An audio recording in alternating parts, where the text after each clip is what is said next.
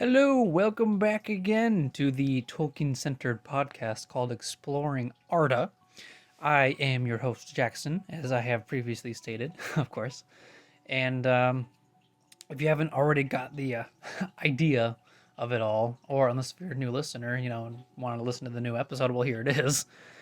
Uh, I am exploring all of Tolkien's works, aside from Lord of the Rings and The Hobbit, and I decided to start with the Silmarillion. So, in the past couple of episodes, I read through each chapter, did pretty much a few of my own thoughts in between each, a couple paragraphs or so, or dialogues.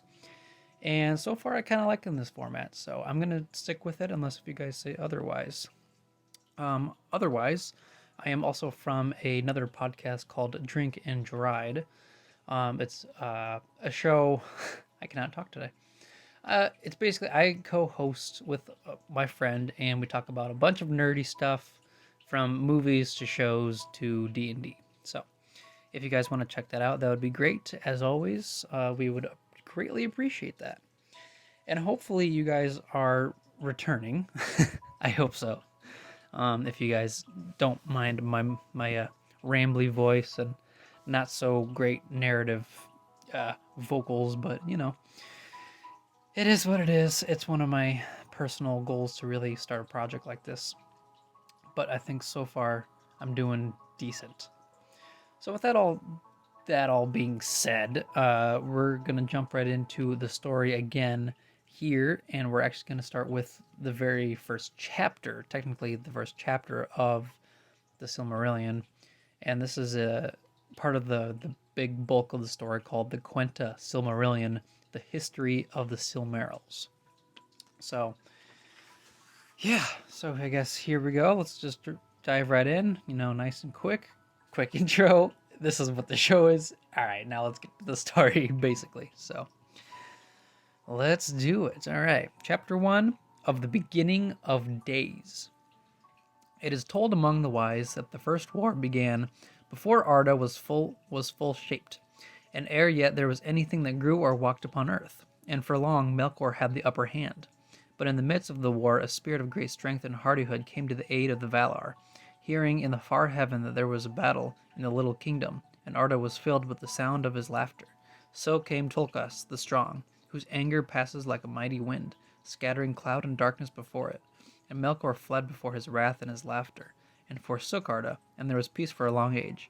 And Tolkas remained and became one of the Valar of the kingdom of Arda. But Melkor brooded in the outer darkness, and his hate was given to Tolkas forever after. So we get like a brief introduction that, hey, like even before Arda was made for the children of Iluvatar, that there was a war even before that, and this is like the very, very first war between Melkor and the rest of the Valar, because immediately he was just already completely against them. So now he's like, okay, well, I gotta mess these things up for these guys. But Tolkas is is like arch nemesis in a way, kind of, because he hates all the Valar in his own way. Back to it. The Valar brought order to the seas and the lands and the mountains, and Yavanna planted at last the seeds that she had long devised. And since, when the fires were subdued or buried beneath the primeval hills, there was need of light, Aule, at the prayer of Yavanna, wrought 2 mighty lamps for the lighting of Middle-earth, which he had built amid the encircling seas. Then Varda filled the lamps, and Manwe hollowed them, and the Valar set them upon high hillers, there we go, high pillars, more lofty afar than they are any mountains of the later days. One lamp they raised near to the north of Middle-earth, and it was named Iluin, and the other was raised in the south, and it was named Ormal. And the light of the lamps of the Valar flowed out over the earth, so that all was lit as if it were a changeless day. Yeah, so basically like, hey, we need some light in Middle-earth. Here, have some lamps. Pah! Light. And then it's like, okay, well, it's never dimming. It's a changeless day, so it's just like daytime all the time, which I don't know about that. Like, daytime's nice and all, but you still need still need the dark. You still need the night. Back out of here. Then the seeds that Yavanna had sown began swiftly to sprout and to burgeon, and there arose a multitude of growing things great and small, mosses and grasses and great ferns, and trees whose tops were crowned with cloud as they were living mountains, but whose feet were wrapped in a green twilight. And before I continue on, actually, I won't do this very often. The way that he just describes all of the living things of nature, like all the plants, the trees, and all that stuff, is just incredible. I myself love to be out in nature, in the woods, in the forests, and I don't know all the names of the trees and all that stuff. I mean, obviously Tolkien probably did, but I just the whole sense of just being connected to nature, and it's just a great feeling. Like you just feel better about yourself. It's fresh air, and it gets you time to really think things over. It's just amazing, and I think Tolkien really kind of had that similar connection. But anyway. And beasts came forth and dwelt in the grassy plains, or in the rivers and the lakes, or walked in the shadows of the woods. As yet no flower had bloomed, nor any bird had sung, for these things waited till their time in the bosom of Yavanna. But wealth there was of her imagining, and nowhere more rich than in the midmost parts of the earth, where the light of both lamps met and blended. And there upon the Isle of Almarin in the great lake was the first dwelling of the Valar, when all things were young, and new made green was yet a marvel in the eyes of the makers, and they were long content. Now it came to pass that while the Valar rested from their labors and watched the growth and unfolding of the things that they had devised and begun, Manwë ordained a great feast, and the Valar and all their hosts came at his bidding. But Aule and Tolkas were weary. Oh, I cannot talk today. Aule and Tolkas were weary, for the craft of Aule and the strength of Tolkas had been at the service of all without ceasing in the days of their labor. And Melkor knew of all that was done, for even then he had secret friends and spies among the Maiar, whom he had converted to his cause. And far off in the distance he was filled with hatred, being jealous of the work of his peers, whom he desired to make subject to himself. Therefore he gathered to himself spirits out of the halls of Ea that he had perverted to his service, and he deemed himself strong. And seeing now his time, he drew again near to Arda, and looked down upon it, and the beauty of the earth in its spring filled him with more the hate. So, practically all of the Valar are still in awe of Arda and everything that they've created, all of the life that they've supplied it with, and they're like, oh, this is going to be great when the children of Ilúvatar come, when the firstborn come, and Manwë kind of sees over everything, and he's like, you know what, you guys did a great job. We're going to have a huge meal. Let's all gather together. But Aule and Tolkas were like, I don't know about that. Like, we still got to, like, protect, like, the environment, I guess. Protect the world from Melkor. Because he's still out there. He's hiding, but he's out there. So, and sure enough, Melkor sees everything and he just becomes more angry. And he's like, okay, I'm going to strike pretty soon. So, back to the story here. Now therefore the Valar were gathered upon Almarin, fearing no evil, and because of the light of Ilúin, they did not perceive the shadow in the north that was cast from afar by Melkor, for he was grown dark as the night of the void. And it is sung that in the feast of the spring of Arda, Tolkas espoused Nessa, the sister of Orome, and she danced before the Valar upon the green grass of Almarin. Then Tolkas slept, being weary and content, and Melkor deemed that his hour had come. And he passed therefore over the walls of the night with his host, and came to Middle-earth far in the north, and the Valar were not aware of him. Now Melkor began the delving and building of a vast fortress, deep under earth, beneath dark mountains, where the beams of Ilúin were cold and dim. That stronghold was named Utumno, and though the Valar knew naught of it as yet, nonetheless the evil of Melkor and the blight of his hatred flowed out thence, and the spring of Arda was marred. Green things fell sick and rotted, and rivers were choked with weeds and slime, and fens were made rank and poisonous, the breeding place of flies, and forests grew dark and perilous, the haunts of fear, and beasts became there we go, and beasts became monsters of horn and ivory, and dyed the earth with blood. Then the Valar knew indeed that Melkor was at work again, and they sought for his hiding place. But Melkor, trusting in the strength of Utumno and the might of his servants, came forth suddenly to war, and struck the first blow, ere the Valar were prepared. and he assailed the lights of Illuin and Ormel, and cast down their pillars, and broke their lamps. In the overthrow of the mighty pillars, lands were broken, and seas arose in tumult. And when the lamps were spilled, destroying flame was poured out over the earth. And the shape of Arda and the symmetry of its waters and its lands were marred in that time, so that the first designs of the Valar were never after restored.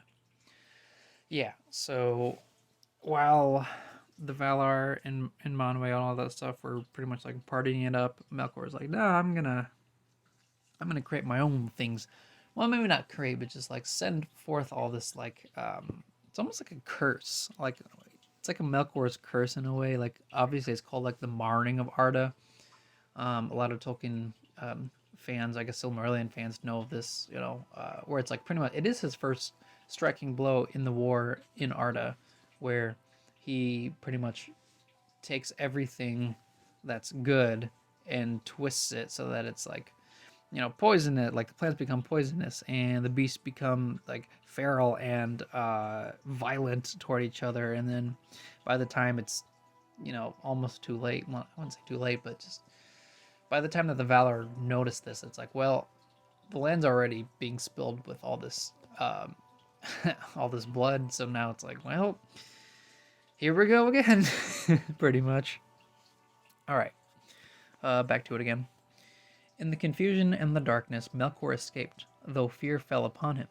For above the roaring of the seas he heard the voice of Manwë as a mighty wind, and the earth trembled beneath the feet of Tulkas.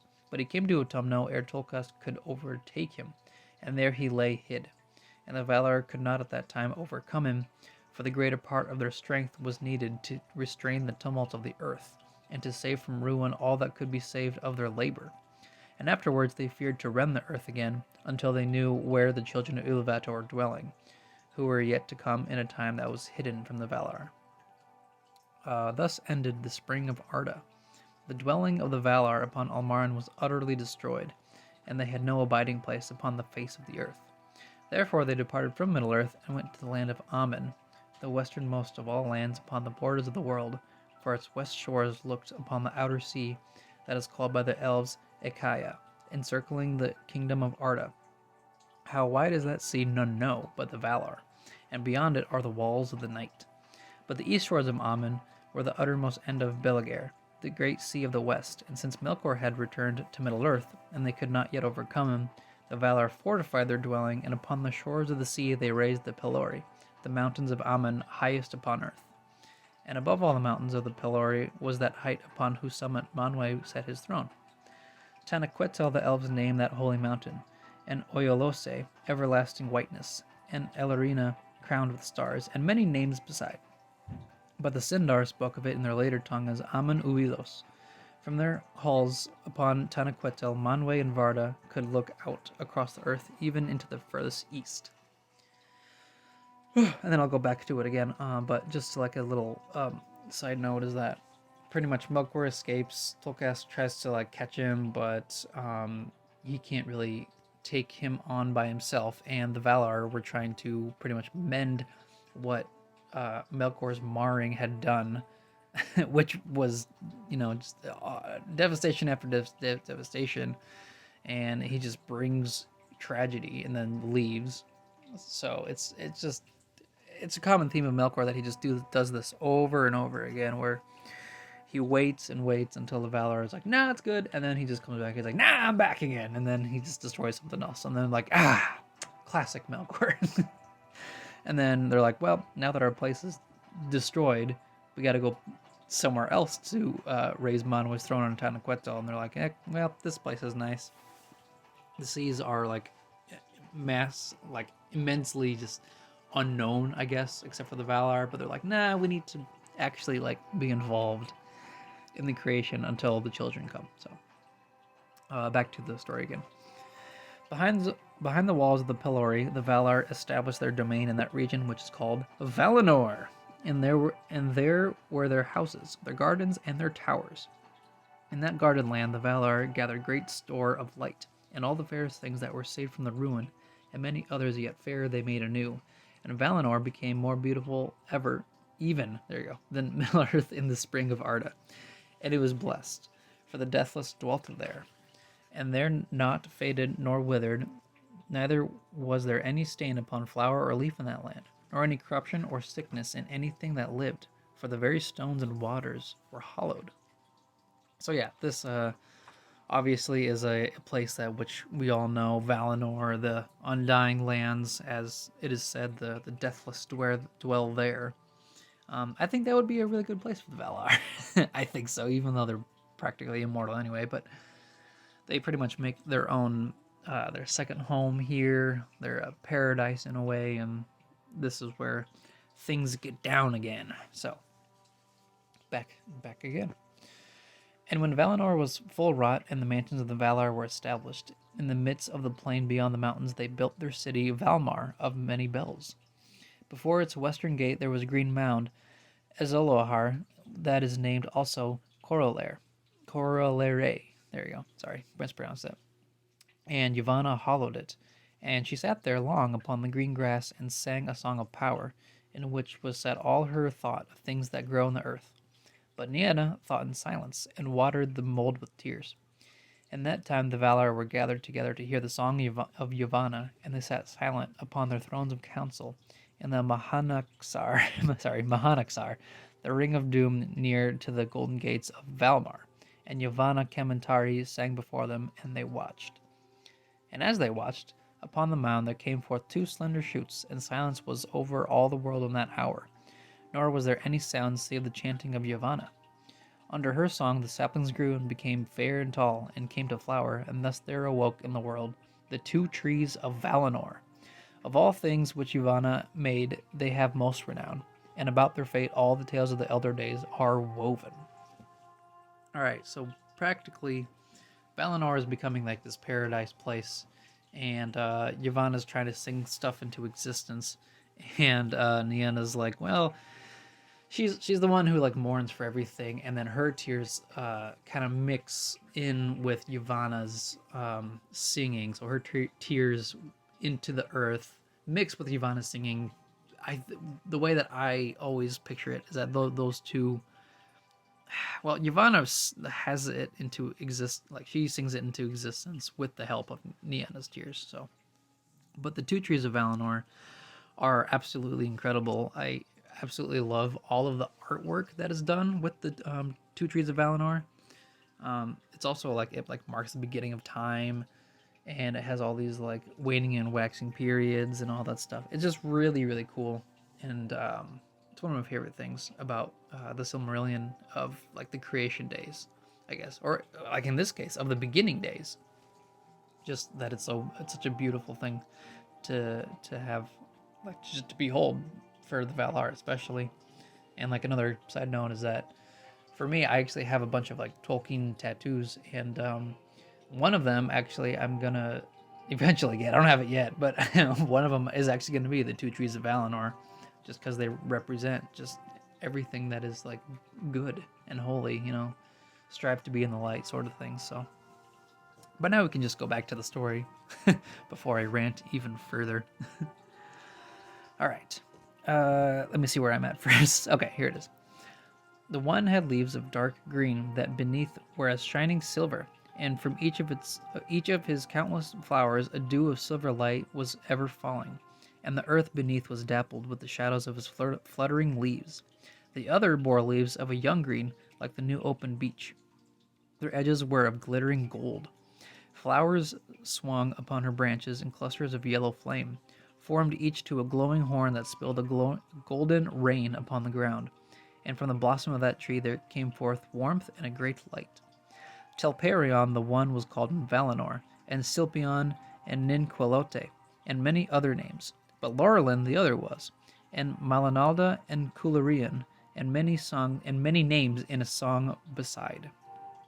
So yeah, we pretty much just get a name drop of Telperion and Laurelin. Telperion, sorry, and Laurelin. You get a nice silver tree and a gold tree, pretty much, and they're just really amazing to behold. Back to it again here. In 7 hours, the glory of each tree waxed to full and waned again to naught, and each awoke once more to life an hour before the other ceased to shine. Thus in Valinor, twice every day, there came a gentle hour of softer light when both trees were faint and their gold and silver beams were mingled. Telperion was the elder of the trees and came first to full stature and to bloom, in that first hour in which he shone the white glimmer of a silver dawn. The Valar reckoned not into the tale of hours, but named it the opening hour, and counted from it the ages of their reign in Valinor. Therefore, at the 6th hour of the first day of all the joyful days thereafter, until the darkening of Valinor, Telperion ceased his time of flower, and at the 12th hour, Laurelin her blossoming. And each day of the Valar in Aman contained 12 hours, and ended with the second mingling of the lights, in which Laurelin was waning, but Telperion was waxing. But the light that was spilled from the trees endured long. Air was taken up into the airs or sank down into the earth. And the dews of Telperion and the rain that fell from Laurelin, Varda hoarded in great vats like shining lakes, that were to all the land of the Valar, as well as of water and of light. Thus began the days of the bliss of Valinor, and thus began also the count of time.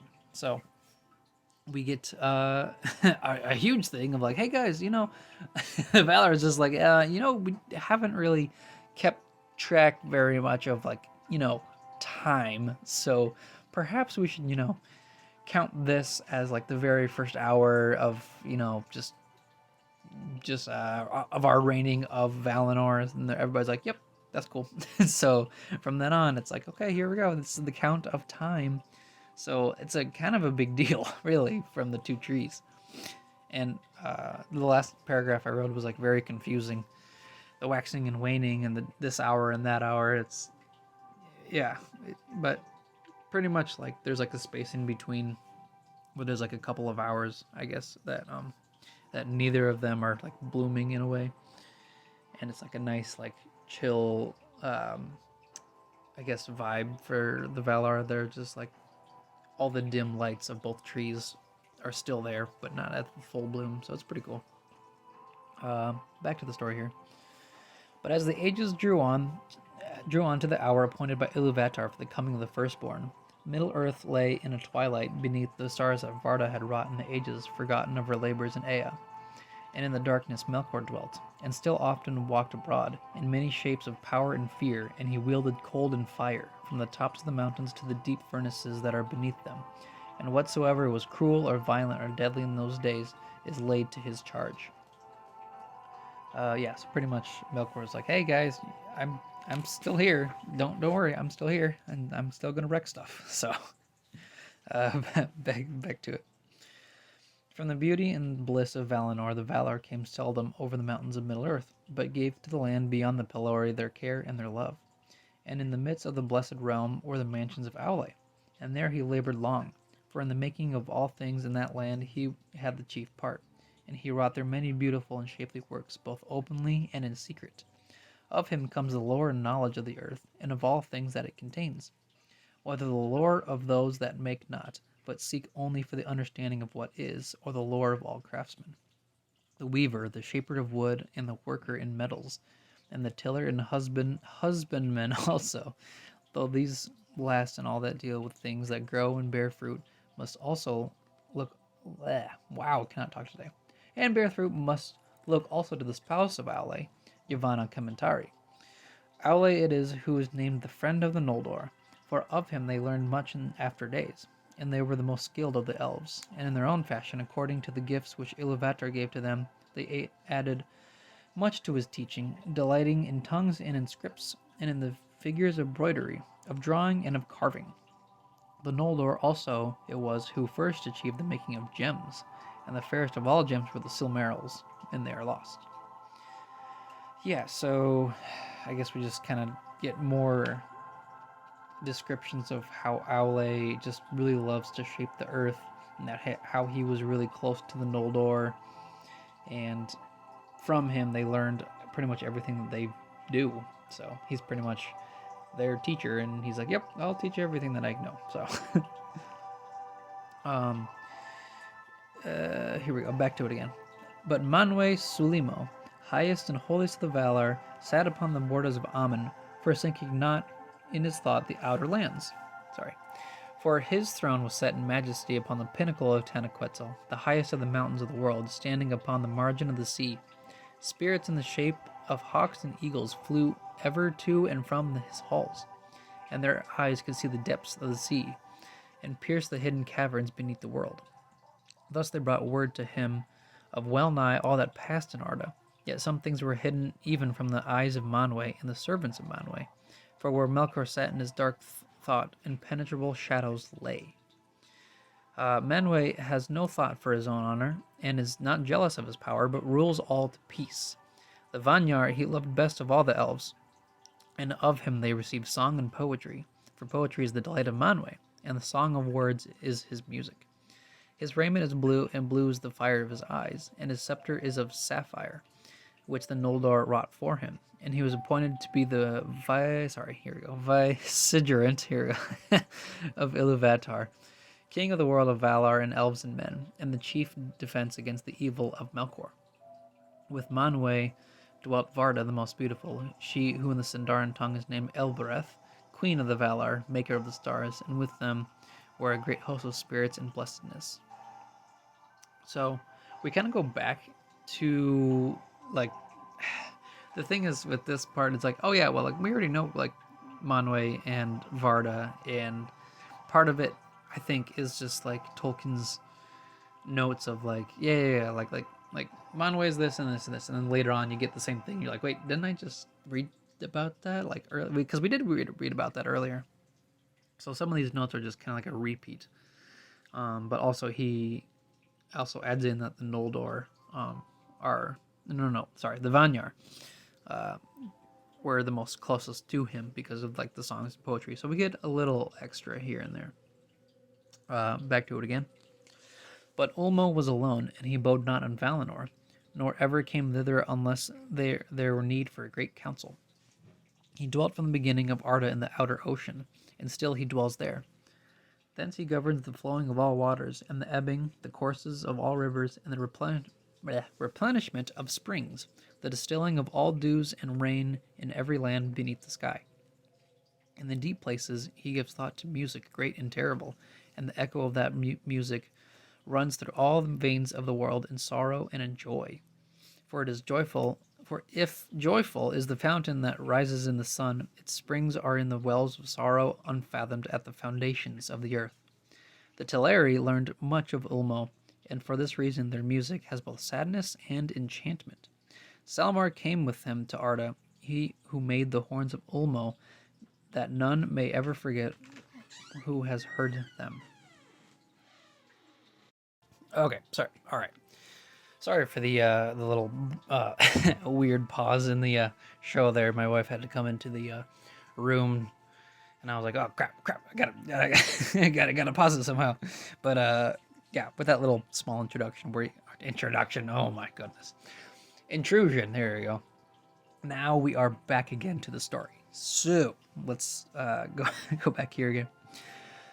Salmar came with him to Arda, who made the horns of Ulmo that none may ever forget who once has heard them, and Osse and Uinen also, to whom he gave the government of the waves, of the movements of the inner seas, and many other spirits beside. And thus it was by the power of Ulmo that even under the darkness of Melkor, life coursed still through many secret lodes, and the earth did not die. And to all who were lost in that darkness or wandered far off from the light of the Valar, the ear of Ulmo was ever open.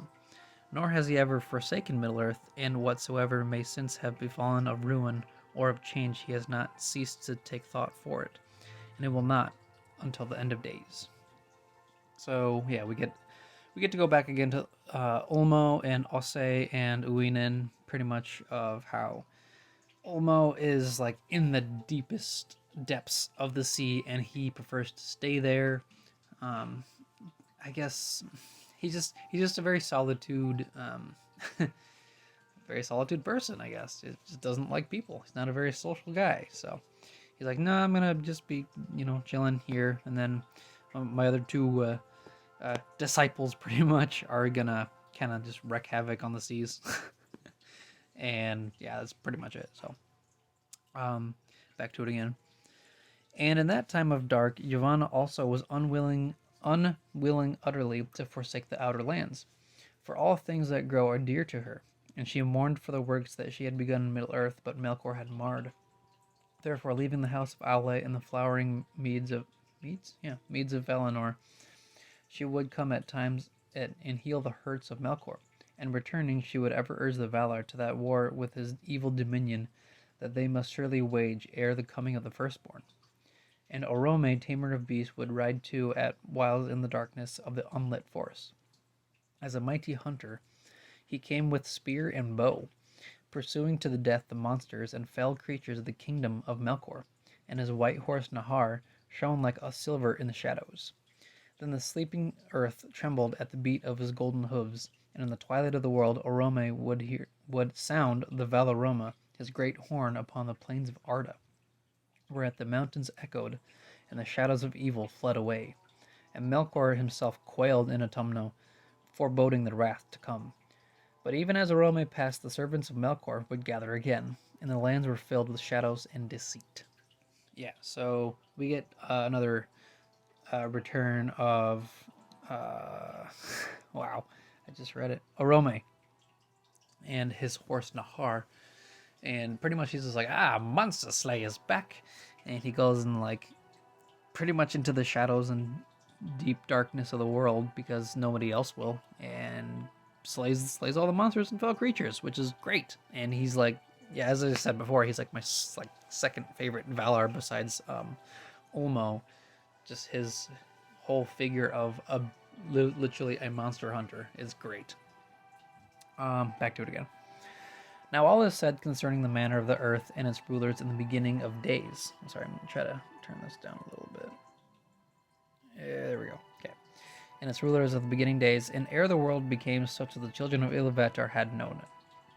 For elves and men are the children of Iluvatar, and since they understood not fully that theme by which the children entered into the music, none of the Ainur dared to add anything to their fashion.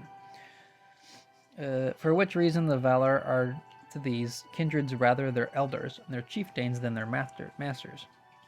And if ever in their dealings with elves and men the Ainur have endeavored to force them, when they would not be guided, seldom has this turned to good, however good the intent. The dealings of the Ainur have indeed been mostly with the elves, for Iluvatar made them more like in nature to the Ainur, though less in might and stature, whereas to men he gave strange gifts. For it is said that after the departure of the Valar there was silence, and for an age Iluvatar sat alone in thought. Then he spoke and said, Behold, I love the earth, which shall be a mansion for the Quendi and the Atani. But the Quendi shall be the fairest of all earthly creatures, and they shall have and shall conceive and bring forth more beauty than all my children.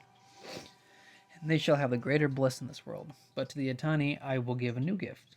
Therefore he will that the hearts of men should seek beyond the world and should find no rest therein, but they should have a virtue to shape their life, amid the powers and chances of the world, beyond the music of the Ainur, which is as fate to all things else, but of their operation everything should be, in form and deed, completed, and the world fulfilled unto the last and smallest.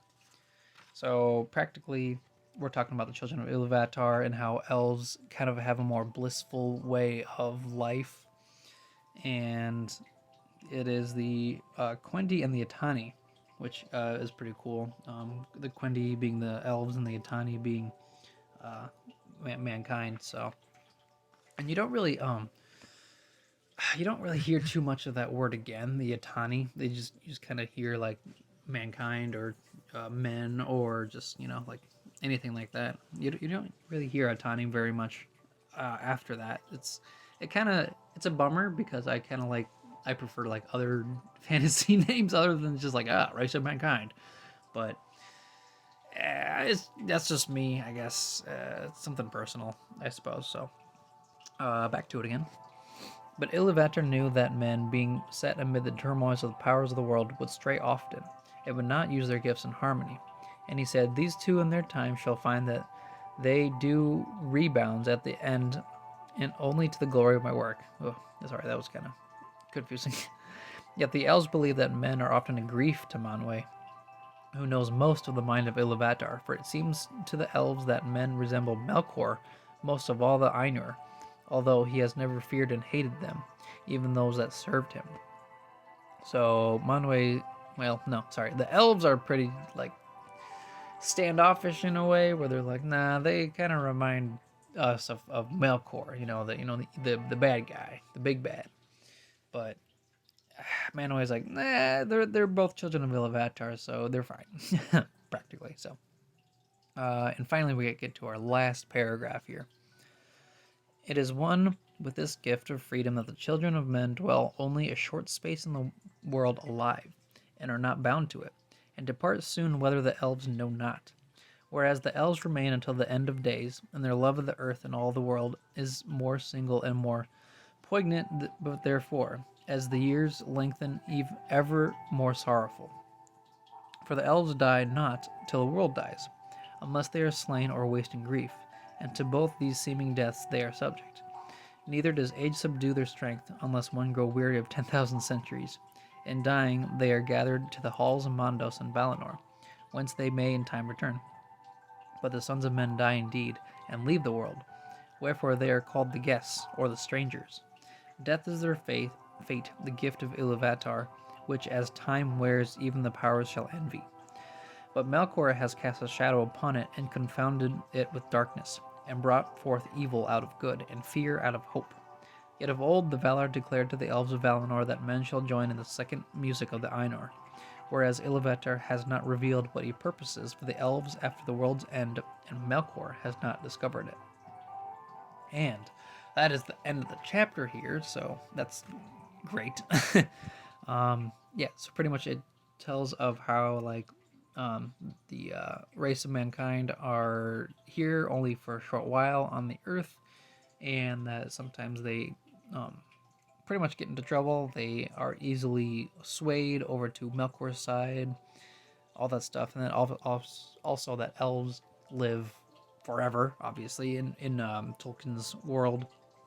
Many people know that elves are just like there all the time, unless if they get killed or if they're wasting grief. So pretty much they just get so depressed, I guess, over living, I guess, for 10,000 centuries. That's a terribly long time. Like, yeah, I can see that happening. Definitely see that happening. Where there's so much going on and so much tragedy and sadness going on, like they literally die of sadness. So. And then also it was really cool that when the mankind die, they're called the guests or the strangers. They're just like, oh yeah, you were here there, but then like now that they're dead, they're like, who are you guys? It's just weird how they're just like all of a sudden now they're strangers. So, but then they also will be included in the second music of the Ainur, which Iluvatar hasn't revealed, and I think still that this second music of the Ainur, I think there was a reference to a second music of the Ainur somewhere else. But I remember talking about how it was my version, or my thoughts of a version of heaven, pretty much the divine heaven in Tolkien's world. Even though there's like a paradise land in Valinor, it's kind of tricky. I think if you guys know anything about like the whole afterlife situation in Tolkien's world, especially like Silmarillion, Arda, just let me know, because it would be interesting. Because it's also why I'm kind of going into this project, to really delve deep into all this stuff. So, but yeah, so that ends the very first chapter of the beginning of days. So that's great to know. Hope you guys enjoyed my telling of the chapters of, well, I guess technically the first chapter, but the other segments before it. If you guys enjoy me reading the whole book, I will definitely continue it, because for me personally, I would like to do that, just because to get more in depth, and as I talk about it, like to actually talk the lines, it kind of just it gets me thinking of all my own personal thoughts for it. And sometimes I can't quite get the words out that I want, but I definitely try to. So I hope you guys enjoy my own personal thoughts and stuff about the story. So with that all being said, make sure to just watch out for new episodes because I'm really enjoying this so far. Spread the word, like and subscribe. All that fun stuff that you guys have obviously heard before. All that fun stuff.